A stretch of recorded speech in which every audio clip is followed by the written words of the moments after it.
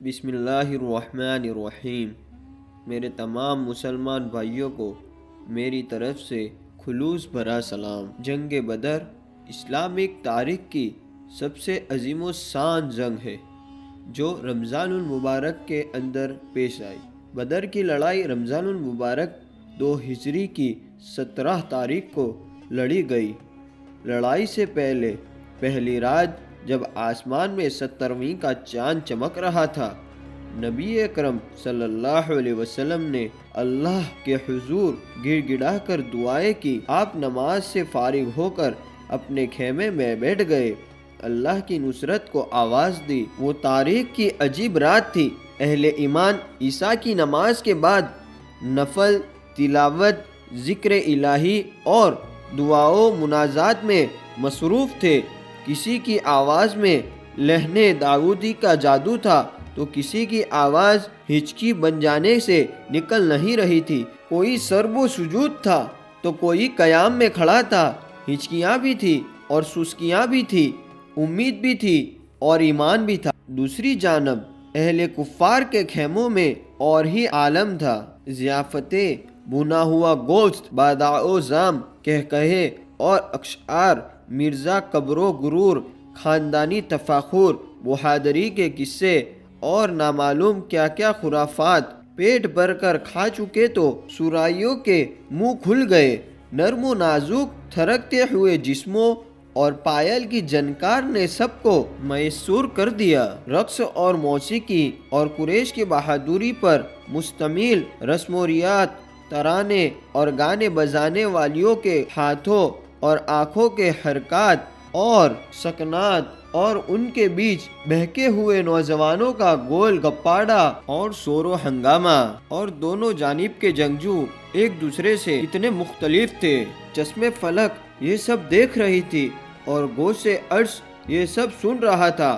آسمان کی بلندیوں پر چاند مشرق سے مغرب کی جانب رواں دواں تھا۔ سیدراں میں چاندنی پھیلی ہوئی تھی، منظر بے حد دل ربا تھا۔ چاند سر پر آیا، رات کا آدھا حصہ بیت چکا تھا، اب ہر جانب حقہ عالم تھا۔ جنوب میں قریش کے خیموں میں تھرکتے ہوئے جسم سو گئے، جام کو گردست دینے والے کھراٹے لے رہے تھے۔ قالینوں پر جگہ جگہ بادہ ساگات بوندے پڑے تھے۔ اونٹ کا بھنا ہوا گوشت اور انگور کی نافذ شراب، اپنی طاقت کا غرور اور قریش کی عظمت کا نشہ، ان سب چیزوں نے اہل خیمے کو مدہوش کر رکھا تھا۔ دوسری جانب ذرا فاصلے پر شمال میں فاقہ مستوں کے خیموں میں بھی رات دن دعا کرنے والے عابدین تھک ہار کر سو گئے۔ دعائیں مانگی گئی، آنسو بہائے گئے اور اللہ کی رحمت اور نصرت کی امید پر پہلو فرش پر ٹکا دیے گئے۔ اب ہو کا عالم تھا، نہ کسی پرندے کے پر مارنے کی آواز، نہ درندے کی دہاڑنے کی صدا۔ خیمے کے دروازے پر جانثار صحابہ حضرت ابوبکر صدیق کھڑے تھے۔ خیمے کے اندر آفتاب رسالت جلوہ فرما تھے۔ اس خاموشی میں بس ایک آواز ہے جو سنائی دے رہی ہے، یہ اس کائنات کے سب سے بڑے اور سب سے سچے انسان محمد صلی اللہ علیہ وسلم کی ہے۔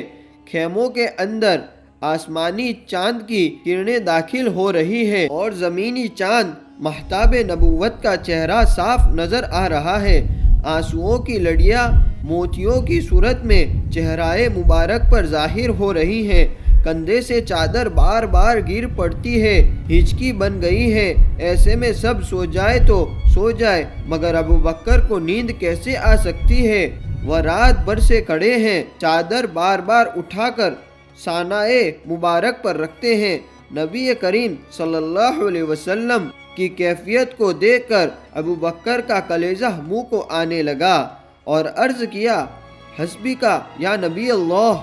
این اسی لمحے صلی اللہ علیہ وسلم نے سر اٹھایا اور فرمایا، اے ابوبکر خوشخبری سن لو، جبرائیل آئے کھڑے تھے، فرشتوں کی جماعت صفا بستہ حاضر تھی، وعدہ ربانی پورا ہو گیا، دعائیں قبول ہو چکی تھی۔ نبی کریم صلی اللہ علیہ وسلم کی دعاؤں کا تفصیلی ذکر حدیث کی کتابوں میں ملتا ہے۔ جب آپ دعا کر رہے تھے تب آنکھوں سے آنسو مسلسل بہ رہے تھے، چادر بار بار کندھے سے نیچے گر جاتی تھی۔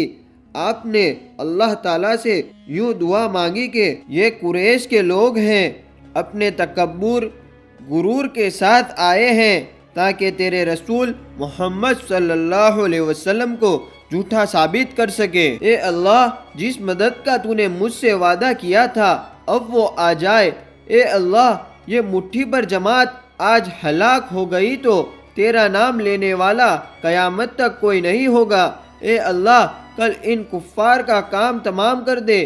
ایک روایت میں ہے کہ آپ صلی اللہ علیہ وسلم نے اللہ پاک سے یوں دعا کی کہ اے اللہ، اس امت کا فرعون ابو جہل بچ کر نہ جائے۔ کچھ دوسرے سرداروں کے نام بھی ملتے ہیں جن کے قتل کی آپ صلی اللہ علیہ وسلم نے دعا مانگی تھی، ان میں سے ایک بھی بچ کر نہ جا سکا۔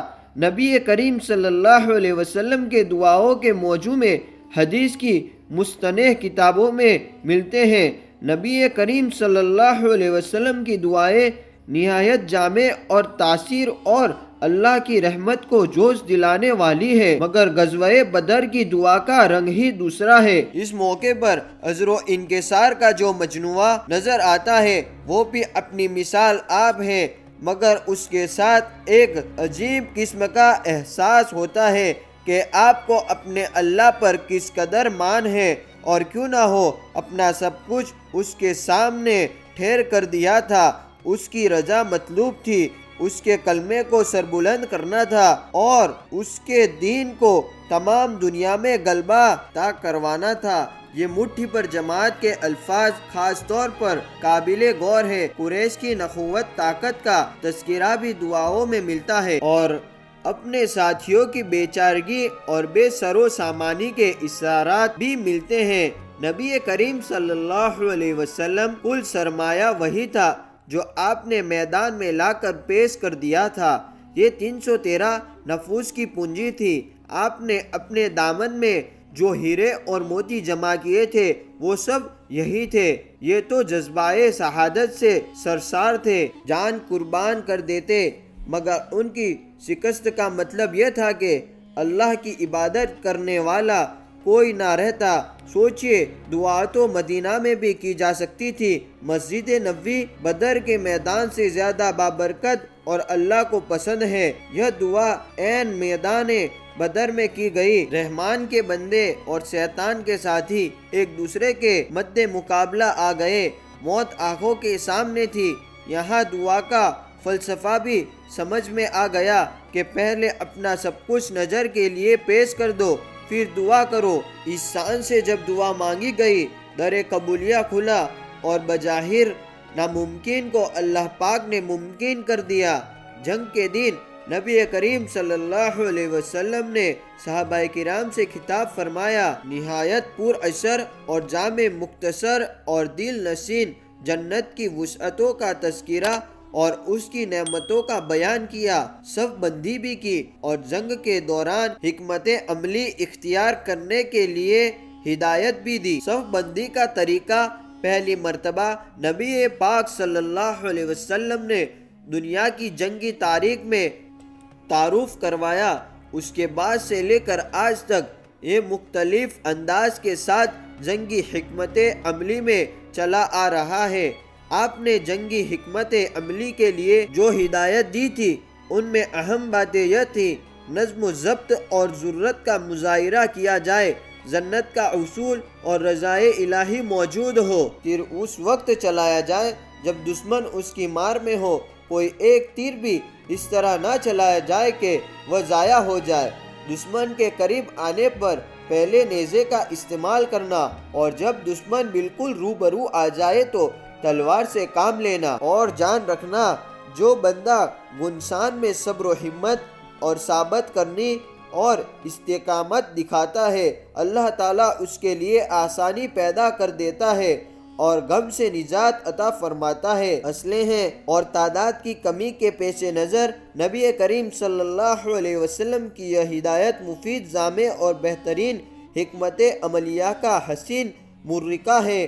یہ بات پیش نظر رہنی چاہیے کہ نبی کریم صلی اللہ علیہ وسلم نے اپنے خیمے کو بطور آپریشن روم یا کمان پوسٹ کے استعمال کیا، مگر کچھ لوگ یہ خیال رکھتے ہیں کہ آپ امن و امان آپ میدان جنگ میں نہیں آئے۔ یہ بات درست نہیں۔ آپ صلی اللہ علیہ وسلم دشمن سے لڑائی کے وقت میدان جنگ میں موجود تھے۔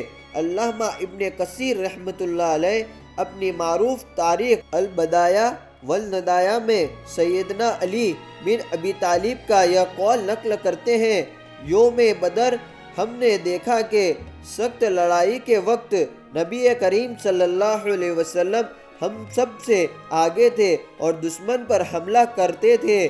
ہم جب بھی اپنے آپ کو مشکل میں پاتے آپ کے سائے میں پناہ لیتے۔ جنگ بدر اسلام اور کفار کے بیچ لڑے جانے والی پہلی جنگ تھی جس میں اللہ تعالیٰ نے مسلمانوں کو فتح دی تھی۔ اس جنگ میں مسلمانوں کی تعداد 313 تھی اور کفار کی تعداد 1000 جنگجوؤں پر مشتمل تھی، جن کے پاس بہترین گھوڑے، بہترین تلواریں، بہترین ہتھیار اور عرب کے جانے مانے جنگجو شامل تھے۔ مگر دوسری طرف مسلمانوں کی تعداد 313 تھی۔ اس جنگ میں اللہ پاک نے فرشتوں کی مدد کے ذریعے مسلمانوں کو فتح نصیب فرمائی۔ اس جنگ میں 72 مسلمان شہید ہوئے، جبکہ کفار کے بہت سے لوگ مارے گئے، جن میں ان کے بڑے بڑے سردار بھی شامل تھے۔ اس میں